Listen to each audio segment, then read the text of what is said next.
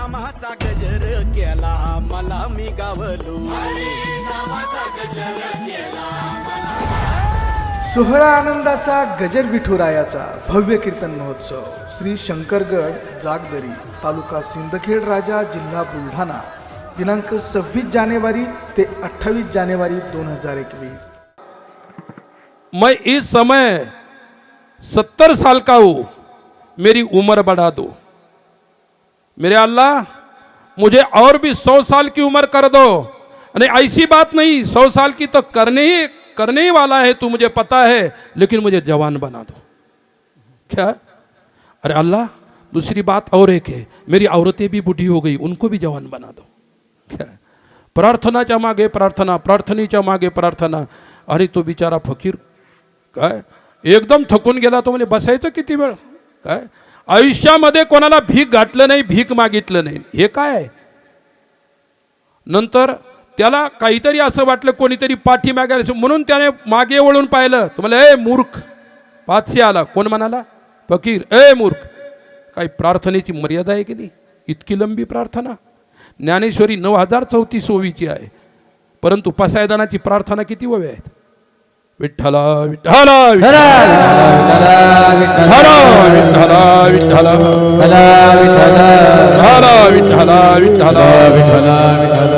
हो, प्रार्थनाला नसते पण प्रार्थनेचा आशय मान असतो, म्हणून तिला प्रार्थना म्हणतात। काय पहा, ज्यावेळी फकीर था, त्या बादशाहने मागे पाहिला आणि फकीर, किसको मूर्ख कहा? बोले आपको। क्या? मैं सुबह से देख रहा हूं इतना बड़ा आदमी और प्रार्थना के पीछे प्रार्थना, प्रार्थना के पीछे प्रार्थना, मांग के पीछे मांग, मांग के पीछे मांग। बोले तू इस यहाँ पे किस लिए आया? बोले मांगने के लिए आया था। बोले फिर? बोले तेरे जैसे भिखारी को क्या मांगू? क्या? तू इतना भिखारी निकला, मेरी मांगने की इच्छा ही पूर्ण हो गई, बस अब नहीं मांगूंगा। फकीर है। विठ्ठला विठ्ठला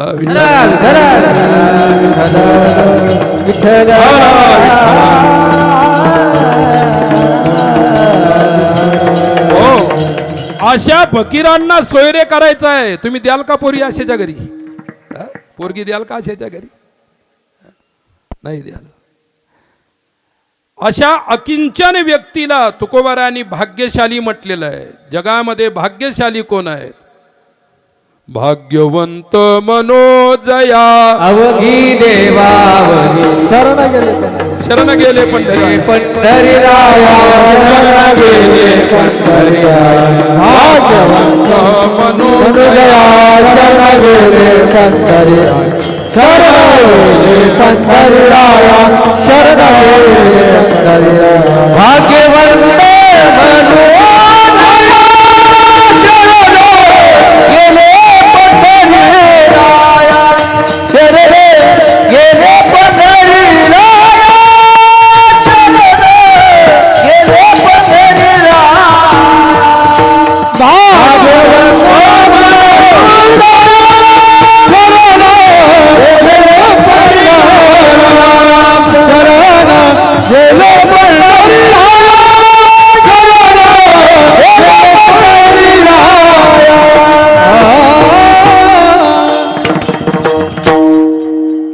भाग्यवंत मनोजया शरण गेले पंढरीराया।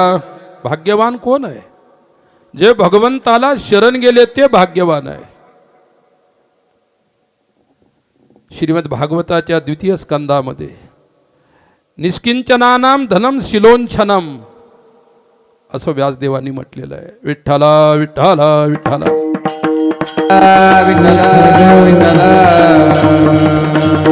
हरा विठ्ठला हरा विठ्ठला हो। अकिंचनानाम धनम हि शिलोंछनम। अकिंचन व्यक्ती, निष्किंचन व्यक्ती, निकिंचन व्यक्ती। काय? निकिंचन शब्दाचा अर्थ तुकोबारायांच्या मनोगतामध्ये निष्काम आहे। काय? निकिंचन म्हणजे निष्काम, ज्याच्या चित्तामध्ये कोणत्याही प्रकारचा काम राहिला नाही। काम नाही, काम नाही, झालो पायी रिकामा, झालो पायी रिकामा, झालो पायी रिकामा, नाही काम नाही झालो पायी रिकामा, झालो पायी रिकामा, झालो पायी रिकामा. काम नाही काम नाही झालो पायी रिकामा, झालो पायी रिकामा, झालो पायी रिकामा. काम नाही काम नाही झालो पायी रिकामा, झालो पायी रिकामा, झालो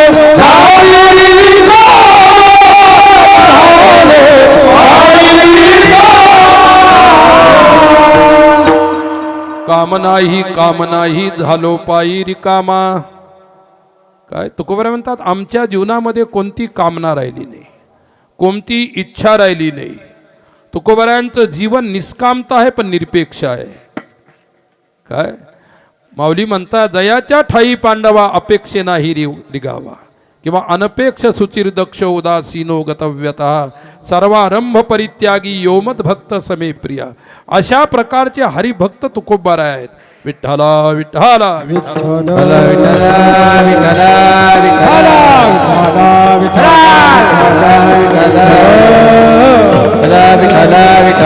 विठ्ठला अशा हरिभक्तांना सोयरे बनवायचं आहे.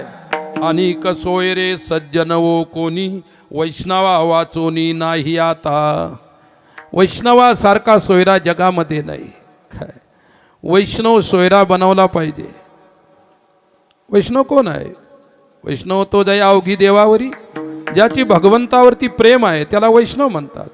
भगवंताच्या व्यतिरिक्त ज्याचं कशावरही प्रेम नाही त्याला वैष्णव म्हणत नाहीत. जगातल्या अनेक पदार्थ आहेत, अनेक गोष्टी आहेत, त्याच्यावर जर प्रेम करत असेल तो वैष्णव नाही. तो माणूस जरूर आहे पण तो वैष्णव व्यक्ती नाही. विठ्ठला विठ्ठला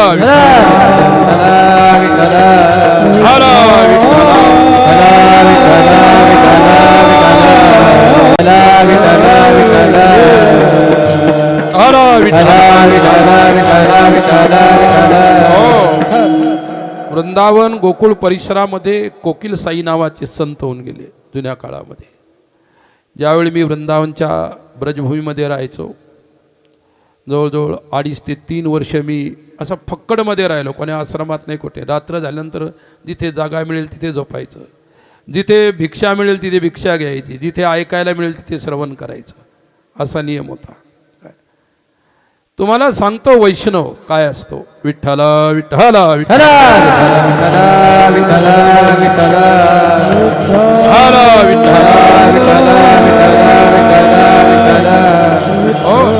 कोकिल साई नावाचे संत होते. कोकिळेसारखा मधुर आवाज होता म्हणून त्यांचं नाव कोकिल साई होतं. ज्यावेळी ते साधना करत असत, बरसाण्याच्या बाजूला कालीचट्टी काला पहाड म्हणून एक जागा आहे, तिथे ते राहत. आणि एक साधू त्यांना भेटला. साधूची भेट झाली महात्म्याची. त्यांनी सांगितलं की मला देवाचं दर्शन घडलं पाहिजे. मी बऱ्याच दिवसापासून प्रयास करतो, साधना करतो, देवाचं नामस्मरण करतो, देवाला आळवतो, परंतु मला अजूनही भगवंताची झलक किंवा भगवंताचं स्वप्नसुद्धा पडलं नाही. काय स्वप्न माणसाला भरपूर पडतात पण देवाची स्वप्न फार कमी पडत असतात. देव करणाऱ्याला कदाचित देवाची स्वप्न पडतील, नाही तर देव करणाऱ्याला सुद्धा दुसरे स्वप्न पडतात. अनंत जन्माचा संस्कार चित्तामध्ये आहे आणि अनंत जन्माच्या संस्कारानं तशी स्वप्न पडतात. याच जन्माच्या संस्कारानं स्वप्न पडतात असं नाही. कधी कधी आपण कधी न पाहिलेली गोष्ट स्वप्नात पाहतो. तो मी तर इथं पाहिलं नाही, दिसलं कसं काय? कुठेतरी केव्हा तरी पाहिलेलं आहे, अनुभवलेलं आहे. काय म्हणून दिसतं ते. विठ्ठला विठ्ठला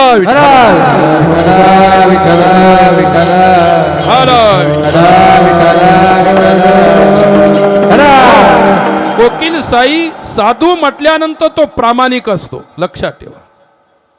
ईश्वरानं साधू एक अशी वस्तू बनवलेली आहे त्याच्यामध्ये प्रामाणिकता हा सर्वात मोठा गुण ओतलेला आहे. काय स्वामी रामतीर्थ म्हणायचे, honesty is the best policy. प्रामाणिकपणा हा माणसातला सर्वात उत्तम गुण आहे आणि माणसानं प्रामाणिक असलं पाहिजे. तुम्ही कशाच्या प्रती प्रामाणिक राहा, आईवडिलांच्या प्रती प्रामाणिक राहा, समाजाच्या प्रती प्रामाणिक राहा, तुमच्या कर्तृत्वाच्या प्रती प्रामाणिक राहा, तुमच्या कार्याच्या प्रती प्रामाणिक राहा, तुमच्या मित्राच्या प्रती प्रामाणिक राहा. तुम्ही जर एखाद्या देवाचे भक्त असाल त्यांच्या प्रती प्रामाणिक राहा, तुम्ही एखाद्या साधूचे भक्त असाल त्यांच्या प्रती प्रामाणिक राहा. कारण प्रामाणिकपणा हा माणसातला सर्वात मोठा गुण आहे. आणि आज वर्तमान काळामध्ये तोच गुण पाहायला मिळत नाही. हे नवल आहे. विठ्ठला विठ्ठला विठ्ठला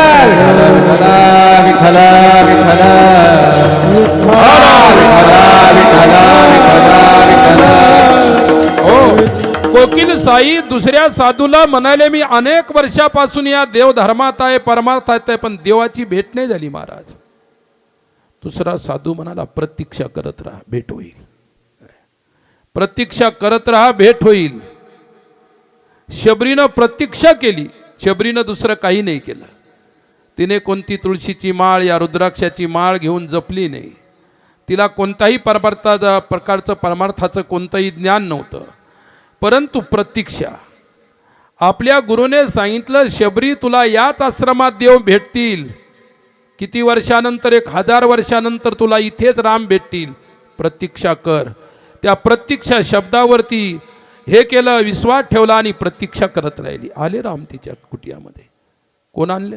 परमार्थानं देव येईल असं नाही, परंतु परमार्थामध्ये प्रतीक्षा असली पाहिजे. भेटीची प्रतीक्षा.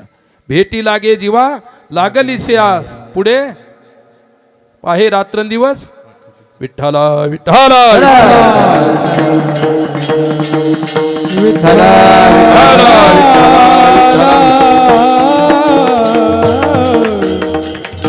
हो. महात्मा कोकिल साईने सांगितलं, हे पा, मला देव नाही भेटला. भेटेल रे बाबा तुला देव. काय? मला देवाची भेट कशी होईल? म्हणजे वैष्णव घडवेल तुला देवाची भेट. कोणीतरी वैष्णव येईल आणि तो तुला देवाची भेट घडवेल. आता तिथे हजारो वैष्णव, ब्रजभूमीमध्ये सर्व वैष्णवच आहेत. प्रत्येक वैष्णवाकडे जायचं, प्रार्थना करायची, विनंती करायची, नम्रतेनं प्रार्थना करायची की मला देव केव्हा भेटेल. समोरचा म्हणायचा, मीच पाहिला नाही, तुला भेटू शकत नाही. आणि आता देव न पाहिलेली माणसं जगाला देव भेटवायचा प्रयत्न करत आहेत. हे कलियुगातलं आश्चर्य आहे. विठ्ठला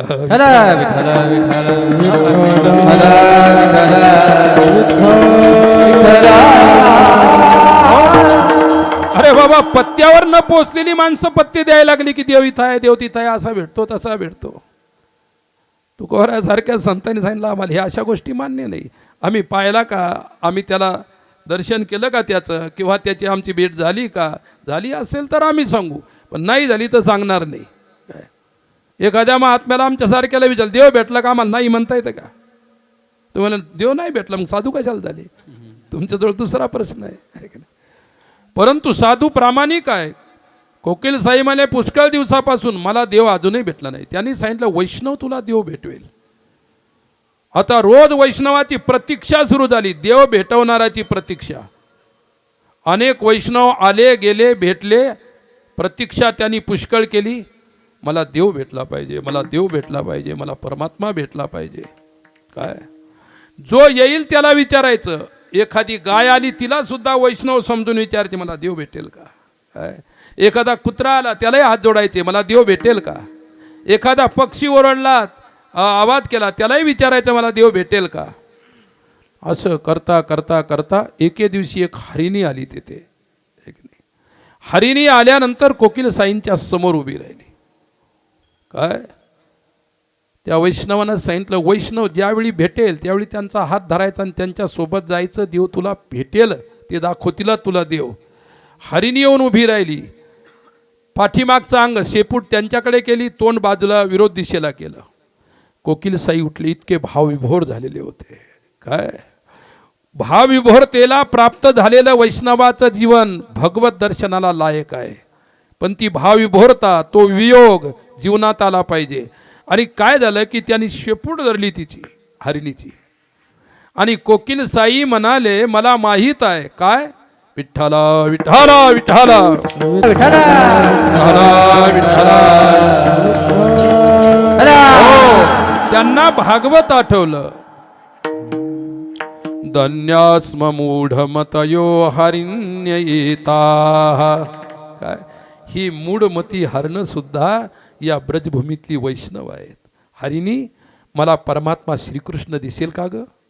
काय तिनं शेपूट हलवली, शेपूट धरली. हरिणी पुढे ओढत ओढत पुढे कदंब वृक्ष होता आणि कदंब वृक्षाच्या तिथपर्यंत नेलं. कदंब वृक्षाच्या झाडाखाली खोडाजवळ काय वंशी विभूषित करान्नवनीरदाभात पितांबरा धरुण बिंब फलाधरोष्ट पूर्णेंदु सुंदर मुखादरविंद नेत्रात कृष्णात परम किमपि तत्वमहं न जाने. त्रिभंगी देहुडा ठाण मांडुनिया माये.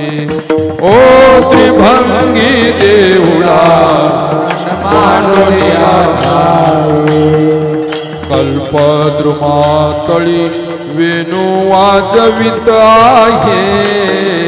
कल्पद्रुमातळी वेणू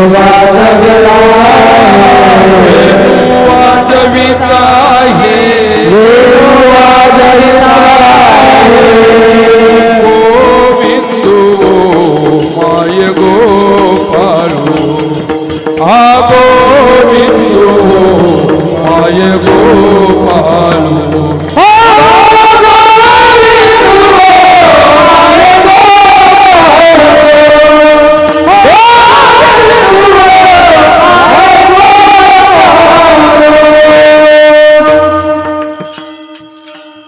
त्रिभंगी देहुडा ठाण मांडोनिया माये. कल्पद्रुमा तळी वेणू वाजविताये वंशी भूतकरा. या श्लोकांचा हा अनुवाद माऊलीनं केलेला आहे. पा भगवंत मुरलीधर श्रीकृष्ण परमात्मा हरिणीने ज्यावेळी त्या ठिकाणी टक्क डोळे लावून तिकडे पाहायला सुरुवात केली, कोकिल साईंना वाटलं कोणीतरी आहे समोर म्हणून हरिणी पाहत आहे. ज्यावेळी कोकिल साईची दृष्टी भगवंताच्या विग्रहावर म्हणजे प्रत्यक्ष देवावर गेली त्यावेळी हरणी गायब झाली. काय वैष्णवाने श्रीकृष्णाचं दर्शन केलं. ती हरणी दुसरी कोणी नसून श्री राधाराणी होती. विठ्ठला विठ्ठला विठ्ठला विठ्ठला. हो जशा आपल्या महाराष्ट्रामध्ये ज्ञानदेव वैष्णव मोठा, तशी वृंदावनातली सर्वात मोठी वैष्णव जर कोण असेल तर राधाराणी होती. विठ्ठला विठ्ठला. हो मग देव पाहिजे का? देव जर पाहिजे असेल तर वैष्णवाचा संग झाला पाहिजे. वैष्णवाला सोयरा बनवण्यात आलं पाहिजे. दाखवेल तुमचा सोयरा तुम्हाला देव आहे की नाही. पण तुमच्या सोयऱ्यानं जर देव पाहिला नसेल तर तुम्हाला तो दाखवू शकणार नाही. हा सरळ व्यवहार आहे. विठ्ठला विठ्ठला.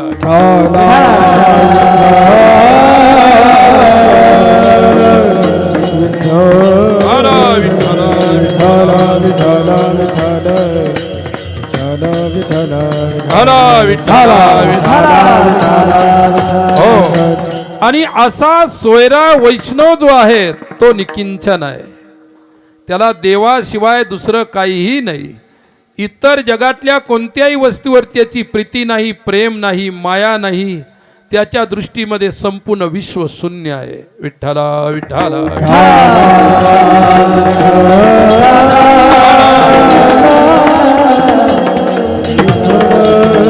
हो परंतु त्याच्या निष्ठेमध्ये, त्याच्या विश्वासामध्ये, त्याच्या परमार्थामध्ये काय त्याचा जो निश्चय आहे, ज्या धैर्यानं तो परमार्थ करतो ते धैर्य त्याच्यामध्ये निहित आहे.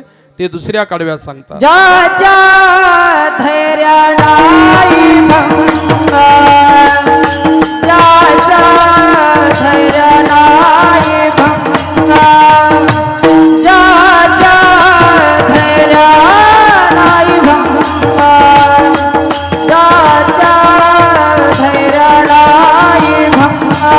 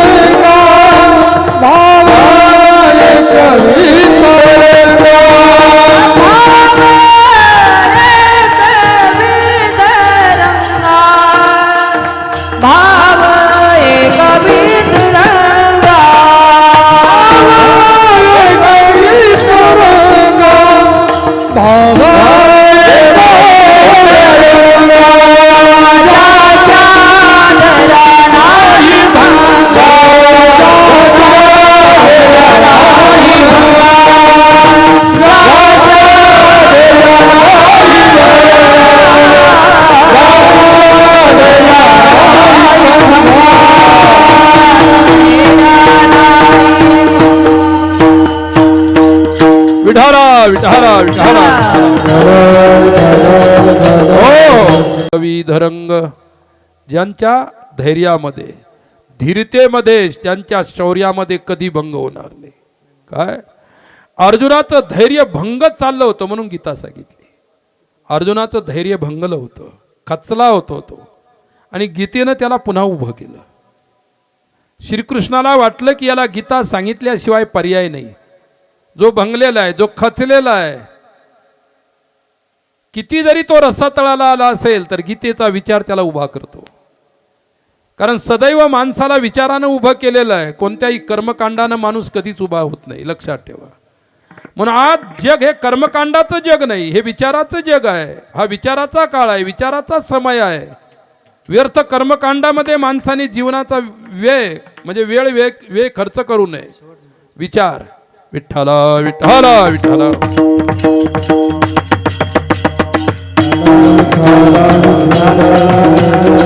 हो सोयऱ्यावरचा विश्वास सुटला अर्जुनाचा,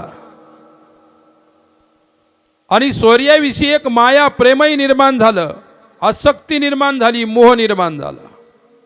अर्जुन म्हणतो स्वर विठ्ठला विठ्ठला विठ्ठला विठ्ठला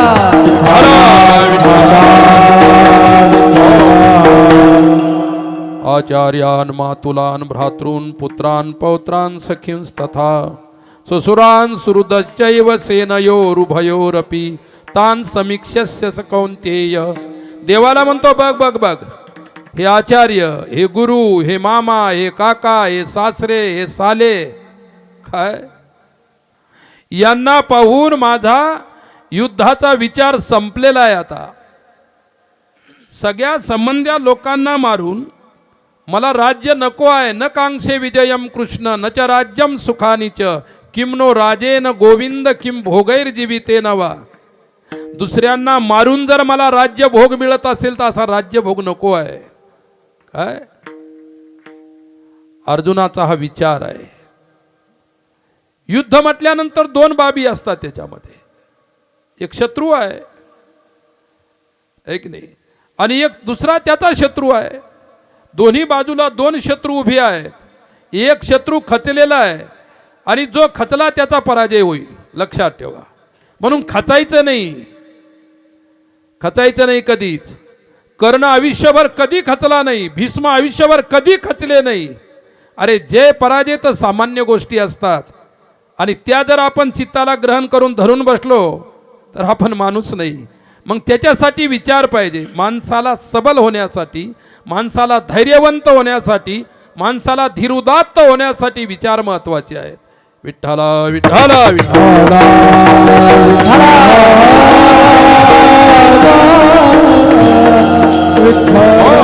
तुमचा विरोधी आहे, तुमचा शत्रू आहे, तुम्हाला तो कधी उचलणार नाही, कधी उभा करणार नाही. त्याला तर वाटेल बरा त्या ठिकाणी गेला, बरा समाप्त झाला. परंतु तुमचा जवळचा जो आहे तो तुम्हाला उठून उभा राहायचा प्रयत्न करतो. याला उठून हा उभा केला पाहिजे. श्रीकृष्णाचा जवळच्या नात्याचा जर असेल तर अर्जुन आहे. त्यांचं नातं माईक नाही, देवभक्ताचं नातं नाही, गुरु शिष्याचं नातं आहे. जीवनामध्ये गुरु त्याच्यासाठीच पाहिजे की ज्यावेळी जीवन खचतं त्यावेळी गुरु आपल्या विचाराने आपल्या शिष्याला, समाजाला उचलत असतो, उभा करत असतो. म्हणून विचार महत्वाचा आहे. गीता पोथी आहे किंवा ग्रंथ आहे हा विषय वेगळा आहे. गीता हा विचार आहे, आणि त्या विचाराशी आपण संलग्न असले पाहिजे. म्हणून आपल्या राष्ट्रातल्या प्रत्येक देशभक्तांनी, प्रत्येक साधू संतांनी अगोदर गीता हातात घेतली, नंतर जीवनाला आरंभ केला. विठ्ठला विठ्ठला विठ्ठला.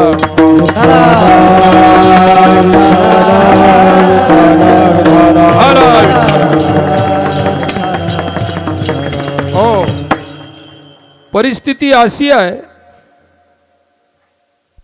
द्रौपदीचं वस्त्र हरण होणार होतं. भीष्मही सभेमध्ये बसलेले आहेत. दुर्योधन आहे, दुःशासन आहे, 5 पांडव आहेत, कर्ण आहे, शकुनी आहे. सर्व त्याच्या सभेमध्ये बसलेले आहेत. एका स्त्रीचं वस्त्रहरण त्यांच्या समोर होणार आहे. माणसं परकी आहेत का द्रौपदीची आहेत? अरे कोणी पती आहे, कोणी दीर आहेत, कोणी त्या ठिकाणी सगळे संबंधी वडील आहे. सर्व प्रकारचे लोक तिथं बसलेले होते सभेमध्ये. परकी लोक होते का? अरे समाजामध्ये नेहमी माणसाला समाजानंच नागवं केलेलं आहे. आपलीच माणसं आपल्याला नागवं करण्याचा प्रयत्न करत असतात. आणि वस्त्र घालणारे विचार आहेत, आणि ते विचार साधू संतांच्या जवळ आहे, म्हणून त्यांना सोयरे बनवा. विठ्ठला विठ्ठला विठ्ठला विठ्ठला विठ्ठला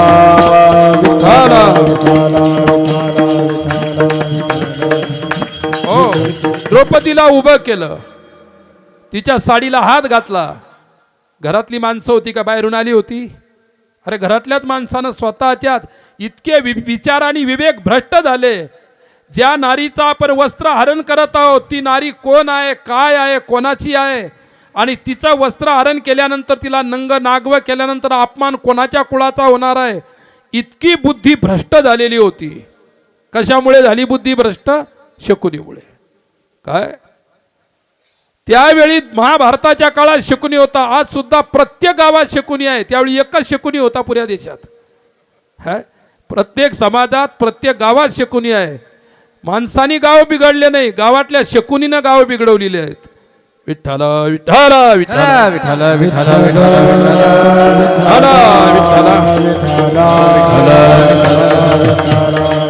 हो. अरे परवाचीच गोष्ट सांगतो. आता निवडणुका झाल्या. एक माणूस आला, म्हणजे बाबा आमचं काम होईल का? म्हटलं काय काम आहे तुमचं? काय? आम्हाला एक माणूस फोडायचा.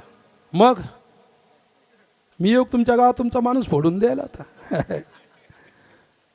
नाही, तुम्ही जर म्हटलं तर होऊ शकतं.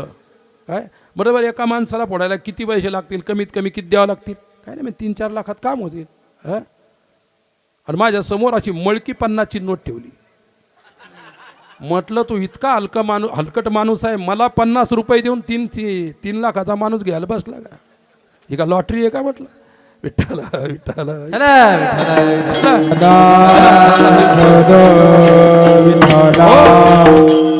म्हटलं निदान अर्धे माझ्याकडे आण, पाहतो माणसाला फोडून. अरे अर्धे तेवढे अर्धे पैसे जर आपल्या आश्रमाला मंदिराला काम आहे काय हरकत आहे माणसं फोडायला? पण आपला तो धंदा नाही, लक्षात ठेवा. आपली पार्टी नाही, आपला कोणता धंदा नाही, हे लक्षात ठेवा. म्हटलं ते 50 रुपये मळके उचल आणि जा घेऊन. 50 रुपयात मला माणसं फोडायला लावतो का? आणि तू 3 लाख रुपये त्याला देणार आहे की नाही? हसायची गोष्ट आहे. म्हणजे विनोदाचा विषय सोडून द्या. अशा प्रकारची मानसिकता लोकांची आहे. द्रौपदी त्यांचीच कुलवधू आहे, त्यांची सून आहे की नाही? तो धृतराष्ट्र सुद्धा सिंहासनावर बसलेला आहे, पण एक शब्द म्हणायला तयार नाही की आपली सुनलेख आहे आणि आपल्या सुनबाळेला इथं तुम्ही नागव करता. एकाची हिंमत नाही. भीष्माचार्य बसलेले आहेत, पांडव बसले आहेत, धनुर्धारी अर्जुन बसलेला आहे. जेने संग्रामी हरिजिंतुला निवांत कवचाचा ठावो फिडिला, पोवाडा तुवा केला गंधर्वासी. भीष्म हा गंगानंदनू, प्रतापी तेजस्वी भानू, रिपुगज पंचाननू, कर्णवीरू. एवढे मोठे मोठे लोक नाही एका स्त्रीला वाचू शकले. विठ्ठला विठ्ठला विठ्ठला विठ्ठला विठ्ठला विठ्ठला विठ्ठला विठ्ठला. हो, द्रौपदीनं पाहिलं कोणी सोयरे नाहीत, नंतर सोयऱ्याला हात जोडले. कोठे गुंतलासी द्वारकेच्या राजा, कोठे गुंतलासी द्वारकेच्या राजा, वेळ कास गया लाविलेला, वेळ कास गया लाविलेला. कोठे गुंतलासी द्वारकेच्या राजा, कोठे गुंतलासी द्वारकेच्या राजा, वेळ कास गया लाविलेला,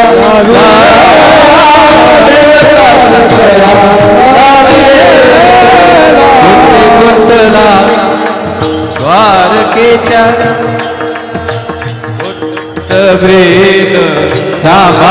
आपुले दीनानाथ धीर सांभाळी आपुले दीनानाथ धीर सांभाळी आपुले दीनानाथ धीर सांभाळी आपुले नको पाहू केले पाप पुण्य नको पाहू केले पाप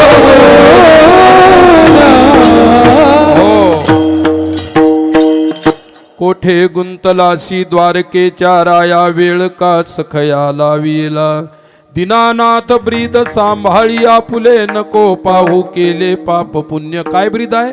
परित्राणाय साधूनाम विनाशाय च दुष्कृताम धर्म संस्थापनार्थाय संभवामी युगे युगे. ही तुझी प्रतिज्ञा आहे, पूर्ण कर. तुझी प्रतिज्ञा पूर्ण करण्यासाठीच आज हा प्रसंग उभा राहिलेला आहे. कोणाला धावून? सोयरा. देव सोयरा, देव सोयरा, देव सोयरा दिनाचा. देवते संत निमित्त त्या प्रतिमा. देव सोयरा म्हणजे साधू सोयरा. विठ्ठला विठ्ठला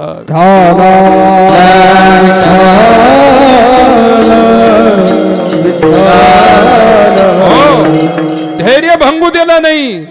एक नारी हजारो लोकांच्या मध्ये उभी आहे पण धैर्य भंगू दिलं नाही. काय? अरे ज्यावेळी झाशीला वेढा पडला हजारो सैनिकाच्या मध्ये एकच नारी घोड्यावर तलवार घेऊन होती. धैर्य भंग होऊ दिला नाही. काय? शेवटी स्वतःच्या जीवनाचा कलम झाला, मृत्यू स्वीकारला पण धैर्य भंग होऊ दिलं नाही. तिला झाशीची राणी म्हणतात. विठ्ठला विठ्ठला विठ्ठला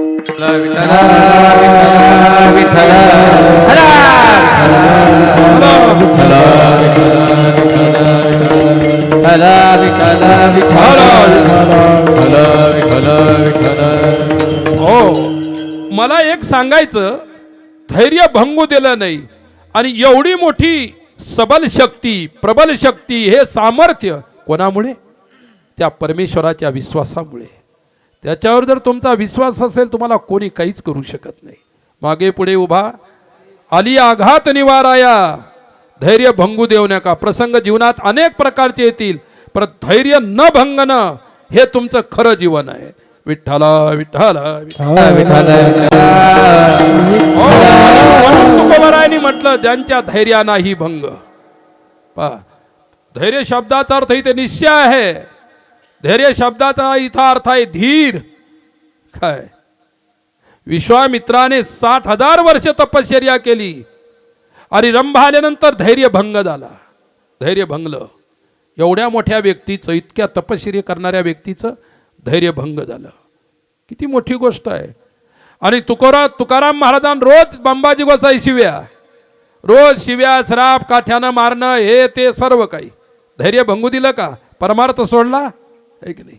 तुम्हाला तर कोणी थोडंसं बोललं की जाऊ द्या, माळ काढून टाकलेली पुरवडते, लोक बोलायला लागले आहे की नाही? अरे इतका हलकट माणूस. विठ्ठला विठ्ठला झाला विठ्ठला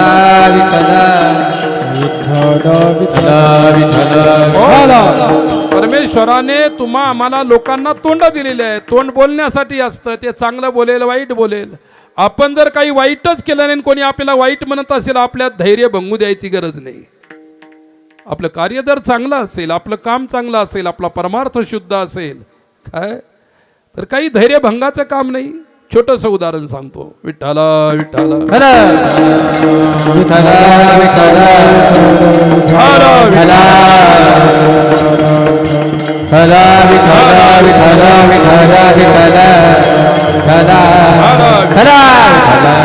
हो. साधूच्या धैर्याचं प्राबल्य किती मोठं आहे. आचार्य भीष्म कुरुक्षेत्राच्या रणावरती पडलेले आहेत. बाणाच्या टोकावरती शरपंजरी पडलेले आहेत. त्यांचं पंजर म्हणजे शरीर त्या शरावरती पडलेलं आहे. निश्चिंत आहेत. काय? आपल्याला एक काटा मोडला तर किती वेदना होतात. रोमाच्या ठिकाणी काटे आहेत म्हणजे शूल आहेत, बाणाचे टोका आहेत, त्याच्यावर पडलेला व्यक्ती आहे. धैर्य धारण केलेलं आहे. धैर्य भंगलं नाही. परंतु त्यांना घेण्यासाठी आलेल्या मृत्यूचं धैर्य भंगलं. मृत्यू हात जोडून उभाच, महाराज कोणती तारीख आहे तुमची? महाराज तारीख द्यायला तयार नाहीत. मृत्यू घाबरला. मृत्यू म्हणाला आतापर्यंत सृष्टी निर्माण झाल्यापासून आतापर्यंत केव्हाही मी असा व्यक्ती नाही पाहिला की ज्याच्या धैर्याचा या अवस्थेमध्ये भंग झाला नाही. विठ्ठल विठ्ठल विठ्ठल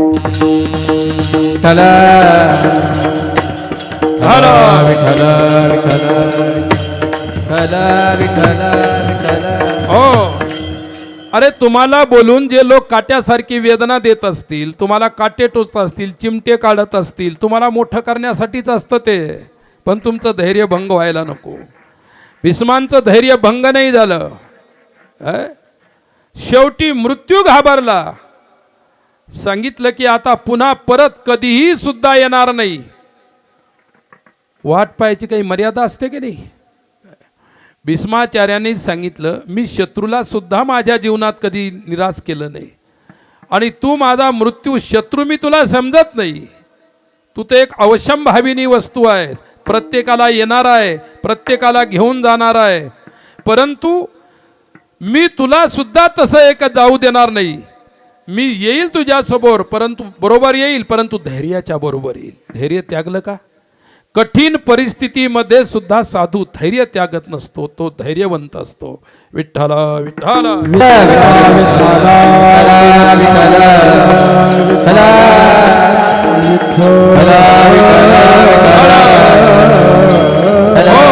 धैर्य नाही भंगू दिलं. विसका प्याला राजाजीने भेजा, पिवत पिवत मिरा हसीरे. किती संकट आली जीवनामध्ये. म्हणून तुकोबाराने म्हटलं भाव एकविध रंग, एकात रंगला या रंगी तुका विठ्ठल सर्वांगी. ज्या परमेश्वराच्या रंगात रंगलेलं जीवन तुकोबारायांचं आणि मीराबाईचं सुद्धा.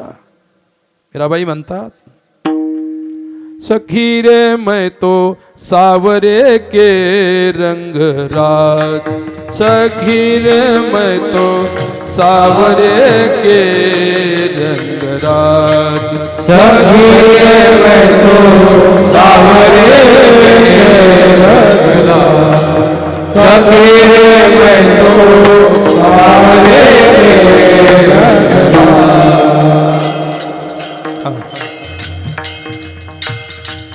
टाळ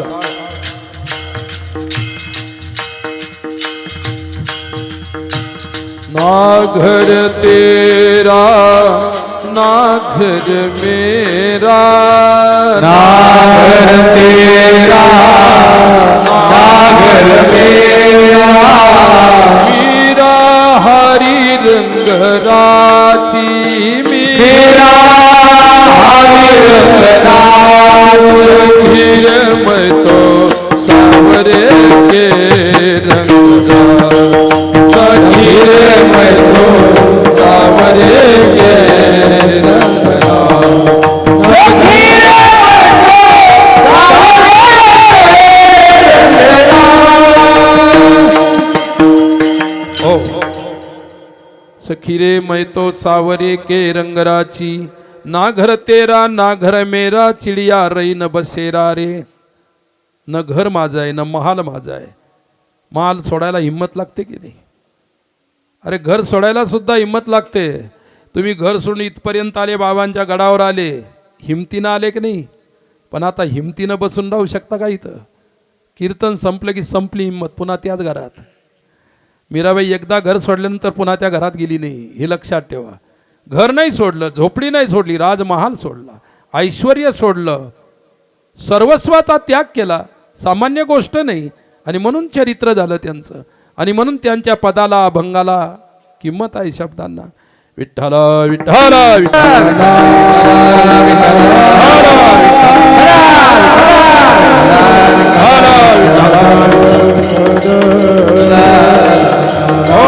दोन गोष्टी महत्वाच्या, एकविध भाव आणि एकाच्या रंगात रंगलेलं जीवन. भाव जर एकविध असेल तरच जीवन एकाच्या रंगात रंगेल. काय? कारण साधूच्या भक्तीमध्ये व्यभिचार नसतो, अव्यभिचारी भक्ती असते. साधूच्या श्रद्धेत व्यभिचार नसतो, त्याच्या विश्वासात व्यभिचार नसतो. काय? स्थायी भाव त्यांच्या जीवनामध्ये असतो एक परमेश्वराच्या प्रती. मग जीवनात काही झालं तरी चालेल, किती कठीणाती कठीण घटना आल्या तरी चालेल, पण आचरण शुद्ध पाहिजे, पावन पाहिजे, पवित्र पाहिजे. आचरण अशुद्ध असेल, लोक निंदा करतील, ऐक नाही, त्यावेळी त्याला खचावं लागेल. आणि ज्यावेळी आचरण शुद्ध असेल, लोक निंदा करतील. ज्ञानोबारायांची निंदा केली, तुकोबरायांची लोकांनी निंदा केली, एवढ्या मोठमोठ्या महान पुरुषांची, पण ते कधी खचले नाही, भंगले नाही. त्यांचं धैर्य तसं राहिलं. म्हणून स्थायी धैर्य ज्याचं राहतं तो साधू आहे. त्यांच्या रंगात कधी भंग होऊ शकत नाही. तुमचे आमचे रंग रंगतात, भंगतात, काय काय होतं. गुलाल 12 महिने काय, कधीतरी एका दिवशी नाचाय पुरता आहे. 12 म्हणजे तुमच्या अंगावर कोण गुलाल टाकायला लागलं, इतके भारी एक तुम्ही. विठ्ठल विठ्ठल विठ्ठल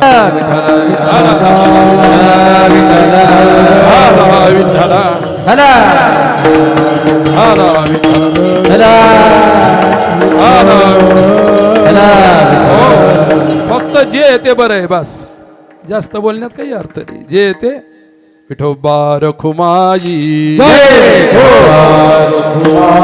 विठोबा रखुमाई,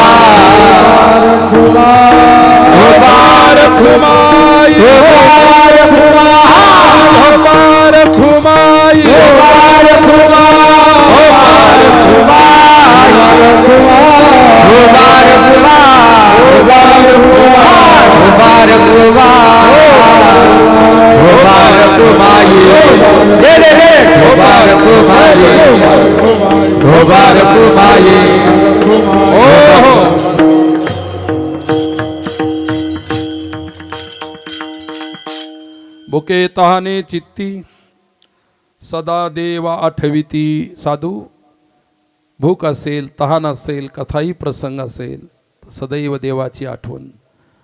तुका म्हणे धन ज्याचे निज नारायण. आत्मिक हे धन साधूच आहे. आत्मा हे त्याचं धन आहे, परमात्मा त्याचं धन आहे. आणि ते धन प्राप्तीसाठी अव्याहत त्याचे प्रयास आहे. त्या प्रयासालाच भक्ती असं म्हणतात. काय, मोक्षासाठी ज्ञान लागते, ईश्वर प्राप्तीसाठी भक्ती लागते, आणि मन शुद्ध होण्यासाठी शुद्ध कर्म लागतात. कर्मही केलेच पाहिजे, भक्ती केलीच पाहिजे, आणि ज्ञानही संपादन केलं पाहिजे. म्हणून भक्ती, ज्ञान आणि कर्म अशा प्रकारची ही त्रिपुटी आहे. गीतेमध्ये सुद्धा या 3 विषयावरच सांगितलेली आहे गीता. भागवत सुद्धा या 3 विषयावरच सांगितलेलं आहे. वेद सुद्धा या 3 विषयावरच सांगितलेलं आहे. पहा, आणि म्हणून तुकोबाराय असतील, साधू संत महात्मे असतील, त्यांनी सुद्धा आपल्याला ह्या 3 विषयावरच सांगितलेलं आहे. कर्म कसं करायचं, भक्ती कशी करायची, ज्ञान कसं प्राप्त करायचं, एवढ्या गोष्टी सांगितल्या. अभंगाचा सरळ सरळ भावार्थ संपलेला आहे. शेवटचे 2 शब्द सांगतो, जे राहिलेले आहे सांगायचे. विठ्ठला विठ्ठला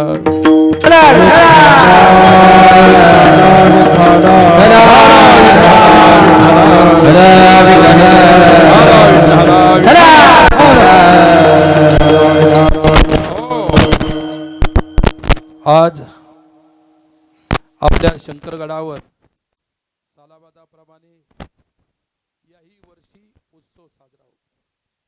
मागच्या वर्षी झाला होता, त्याच्यानंतर कोरोना आला. पासून या वर्षी तरी शिकायला मिळालं आपल्याला. बाकी कोणी नियम पालन केले नाही. 4 दिवसापूर्वी मुंबईला होतो मी. इतकी गर्दी झाली तिथं आता सध्या, आणि बऱ्याच महिन्यापासून गर्दी आहे. चर्चा आली, म्हटलं का हो, कोरोना एवढी गर्दी? सोडा म्हणले महाराज, कोरोना गेला पाठीमागे. असलं तरी आम्ही त्याला आता घाबरत नाही. कारण देशाची जी आर्थिक स्थिती होती ती इतकी डळमळलेली होती, तरी देशानं वेळेवरती सावरलं म्हणजे समाजाने, देशातल्या लोकांनी सावरलं, म्हणून हा कोरोना सावरल्या गेला. अमेरिकेसारखा एवढा मोठा विकसित, सर्व गोष्टीनं सुसंपन्न असणारा देश, आजही तिथं ते घायाळ आहेत. तिथला कोरोना अजूनही गेलेला नाही. ते जो बायडेन त्यानं सांगितलं, परवा दिवशी मी ऐकलं टी व्हीमध्ये बातम्यामध्ये, आतापर्यंत 4,20,000 लोक मेलेले आहेत तिथे, आणि तो म्हणाला 6.5 लाखापर्यंत लोक मरतील, पहिले आणि नवीन. बाबा येऊन आता विटा आणणार नाही. बाबा होते त्यावेळी त्यांनी पुष्कळ लोकांना प्रबोधन केले, पुष्कळ त्यांच्या उपदेशानं मंदिरं झाले गावोगावी. काय ते होते त्यावेळेस. ते नसल्यानंतर तुम्ही आम्ही करत आहोत. सुरुवातीला शंकर सर आमच्याकडे आले, बाबाजी आम्हाला यावर्षी थोडासा उत्सव मोठा वाढवायची इच्छा आहे. म्हटलं चांगल्या आनंदाची गोष्ट आहे सर, आहे की नाही. गावातली मंडळी आली, काही ते आले, अरे म्हटलं वाढवायचं. म्हटलं वाढवा, जेवढं वाढवाल तेवढीच आनंदाची गोष्ट आहे. उत्सव वाढला, इथला विकास वाढला. मी म्हणत नाही की केवळ सरांनीच वाढवला, तुम्ही सर्वांनी मिळून वाढवला, पण कोणाला तरी पुढे व्हावं लागतं.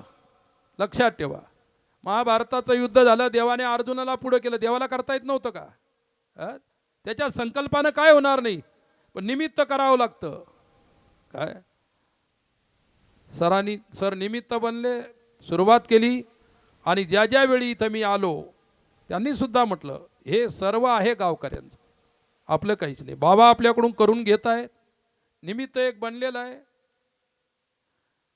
आणि मी माझा विषय तुम्हाला सांगतो, मी कधी कोण्याही ठराविक व्यक्तीवरती कधी प्रेम करत नाही. माझं प्रेम संपूर्ण जागदरीवर समान आहे. इथलं कोणीही असो, कोणत्याही समाजाचा असो, कोणताही व्यक्ती असो, गरीब असेल श्रीमंत असेल, आपल्या प्रेमामध्ये कधी भेदभाव नाही. आणि मला एक महत्त्वाची गोष्ट, मला खोटी प्रशंसा करायची कोणाला आवडत नाही. तो किती मोठा माणूस असेल आणि त्यानं काहीच केलं नसेल तर मी त्याची खोटी प्रशंसा करणार नाही. एका गावात काय झालं, एक माणूस वारला. त्या माणसानं जीवनभर दारू पिली, काय जीवनभर. आणि मग त्याच्या मातीला लोक जमले. योगायोगानं मी तिथून चाललो होतो आणि लोक म्हणाले महाराज आता हे प्रेत हे इथं, तिथंच रस्त्यातच होतं ते मशानभूमी, 2 मिनिट थांबा. मी कधी कोणाच्या मौतीला जात नाही किंवा गेलो नव्हतो. काय मग थांबलो. मग लोक भाषण, एक नाही कुठं लोक भाषण मारतील आणि काय मारतील सांगता येणार नाही. भाषण सुरू झालं. भाषण, एक माणूस त्यानं जीवनभर दारू पेली, कोण्या पोराला संस्कार नाही दिले, कोणाला काहीच नाही, उलटे गावातले लोक बिघडून दिले दारू पाजून पाजून. अरे मग ते भाषण करणारा माणूस इतकी प्रशंसा करू लागला, ते असे होते ते तसे होते. दुसरा माणूस उठला, त्याचा दोस्त, मेलेल्याचा दोस्त, मला हे खोटं सांगू नको. तो म्हणा आपल्याला एक खोटं आवडणार नाही, त्यानं दारू पिली असं खरं सांग. जीवनभर ज्यानं दारू पिली, मी कंटाळलो त्याला सोड सोड म्हणून, त्यानं कोणालाही संस्कार नाही दिला आणि त्याला खोटी प्रशंसा काय करतो. मोठा झाला म्हणजे काय झाला, त्यानं काही केलंच नाही त्याची प्रशंसा करू नये. ज्यानं खरोखर केलेलं आहे त्याची प्रशंसा करणं योग्य आहे. माझ्या डोळ्यासमोर काय सरांनी इथं सुरुवात केली, सर्व गावकऱ्यांना मिळून सर्वांना बरोबर घेऊन केली. आणि त्यांचं काय म्हणणं नाही की मीच केलंय म्हणून, सर्वांनी मिळून केलंय. आता उद्याही सुद्धा सर्वांना मिळूनच इथं करायचं आहे. आणि बाबा कोणत्याही पार्टीचे नाहीत, लक्षात ठेवा. शंकर बाबा कोणत्या पार्टीचे आहेत का? नाही, बाबा हे सर्वांचे आहेत. आणि म्हणून बाबांच्यासाठी सर्वांना समान रूपात समान विचारानं इथं करायचं आहे. काय अरे गडावरती ओबड धोबड दगडं पडलेले होते, इकडं तिकडं मी सुरुवातीला आलो, आता किती सुंदर झाडलेलं आहे. इकडून तिकडून खोल्या बनलेल्या आहेत. आता मी सतीश महाराजांच्या खोलीमध्ये गेलो होतो, किती छान बनलेलं आहे. त्याच्या पलीकडून आता भक्त निवास बनत आहे. अंधारात काही दिसला नाही आपल्याला, येईल एक दिवस लाईटमध्ये पाहायला उजेडात. काय सर्व विकास होत आहे. विकासामध्ये सर्वांना सहकार्य करायचं आहे. एकमेका सहाय्य करू अवघा धरू, तुकाराम महाराज म्हणतात, अवघा धरू सुपंत. पवित्र विचार, चांगली संगती, चांगलं कर्तृत्व हे समाजाला कळालं पाहिजे. काही जरी झालं आपण आपलेच असतो सज्जनांनो, हे लक्षात ठेवा. आणि तुम्हा आम्हाला मिळून सर्वांना करायचं आहे. आज इथे संस्थान उभं राहिलं, इथं संस्था उभी राहिली. आमचे हरिभक्तपरायण अगोदर कदम महाराज होते, आता हरिभक्तपरायण सतीश महाराज आहेत. संस्था चालू आहे.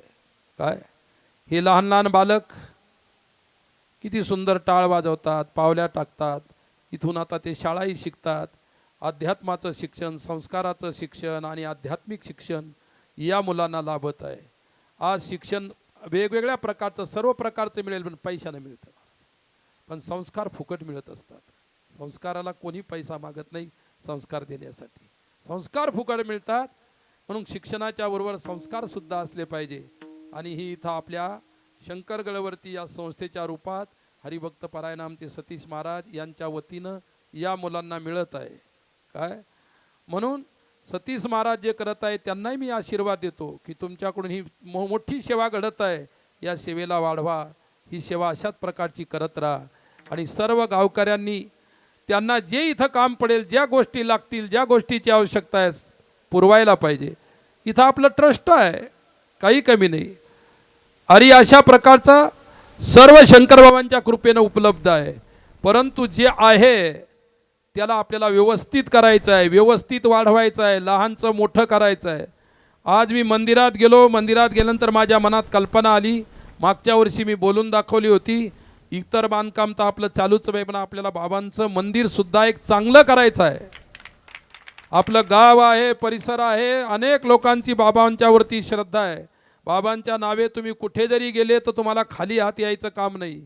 आणि म्हणून एक आपल्या गडाला शोभेल, साजेल अशा प्रकारचं एक उत्तम मंदिर आपल्याला इथं निर्माण करायचं आहे. आणि त्याची कल्पना मी थोडक्यामध्ये जी उपस्थित मंडळी सर होते, बाकीची काही मंडळी होती गावातली, सर्वांच्या समोर ती कल्पना मांडली. त्या कल्पनेला आपल्याला साकार करायचं आहे. आणि मी शब्द देऊन ठेवलेला आहे, ज्या दिवशी बाबांचे मंदिर होईल, त्यांची समाधी स्थापन होईल, मूर्ती स्थापन होईल, त्यावेळी मी इथं कथा करणार आहे. काय या त्यावेळी कथा करणार आहे. परंतु आता काय आपल्याला सुरुवात आज करा, उद्या करा, 1 वर्षानं करा, 2 वर्षानं करा, पण सुरुवात करायची आहे. जेणेकरून आपल्या हृदयाला अति आनंद वाटेल, डोळ्याला सुख होईल असं बाबांचं मंदिर आपल्या शंकरगडवर झालं पाहिजे. अशी ज्यांची ज्यांची इच्छा, एकदा टाळ्या वाजवा फक्त. बायाची इच्छा दिसत नाही वाटतं, आहे की नाही? काय बायांची पहिली इच्छा त्यांची आहे. फक्त त्या ठिकाणी कशा वाजवा, द्वारात टाळ्या, काय करावं प्रश्न पडतो. परंतु खरी प्रांजळ इच्छा बायाचीच आहे. आणि कलियुगातला परमार्थ बायांच्यामुळेच आहे ताई, बरं का? बायांच्यामुळेच पुण्य वाढत आहे, परमार्थ वाढत आहे. आणि बायांच्यामुळेच या धर्मामध्ये अशी संतती वाढेल याच्यामध्ये शंका नाही. कारण त्यांचा परमार्थ तसा आहे. आणि जी त्यांच्या पोटी संतती जन्माला येईल तीच उद्या राष्ट्राचा उद्धार करेल असं खाल्ले. काल तिथं कीर्तन होतं, कीर्तनात बोलतात येईल. म्हटलं आपल्याला शंकरगडावर बोलायचं आहे. मग आता 2 दिवस काहीच खायचं नाही असं काय सरांनी तिथं नेलं, इतकं आणून ठेवलं, सर्व आवाज बसवणार होतं. पण म्हटलं मी शोधलं त्याच्यामध्ये काही आवाज न बसणाऱ्या होतं, तेवढं खाल्लं. त्यांच्या भक्तिप्रेमानुसार त्यांनी ठेवलं. हे फळं म्हटल्यानंतर काय काय असतात, आणि फळं सहसा आवाज बसवणारेच सध्या, पण न आवाज बसवणारे सुद्धा ठेवलं होतं. त्यांना पता नाही कसं काय कळलं बाबांचा आवाज बसलेला आहे, आता आपल्याला हे सुद्धा ठेवावं लागेल. मी तेवढं काढलं. मग ताईच्या घरी गेलो, त्यांच्या आईला भेटण्यासाठी, काय ऑपरेशन झालेल्या डोळ्यांचं भेटण्यासाठी गेलो. त्यांनी आग्रह केला. म्हटलं आता परिस्थितीच अशी, खायासारखी परिस्थितीच नाही. खाल्ल्यानंतर आपण शंकरगडावर बोलू शकत नाही, कारण शंकरगडावर बोलण्यासाठी आवाजात ताकद लागते. कारण बाबांच्या शरीरात ताकद होती, कठाळे धरत होते. काय धरत होते? मी डोळ्यानं पाहिलं. माजलेले बैल धरून त्यांनी थंडे केले. तर माजलेली माणसं थंडे करायला काय लागतं आम्हाला? मग मला काय नाही. म्हणून बाबांचा आवाज आहे इथं. म्हणून मी आज बोललोच नाही. मी इतक्या जोरात कसं बोललो हे शंकर बाबा बोलले, आपण बोलू शकत नव्हतो कारण आवाज खराब आहे. असो, तुमच्या सर्वांचं खूप प्रेम आहे. आणि त्या प्रेमाच्या ओघात 2 घंटे जरूर बोललो. तुमच्या सर्वांच्या प्रेमाचा खूप खूप आदर करतो.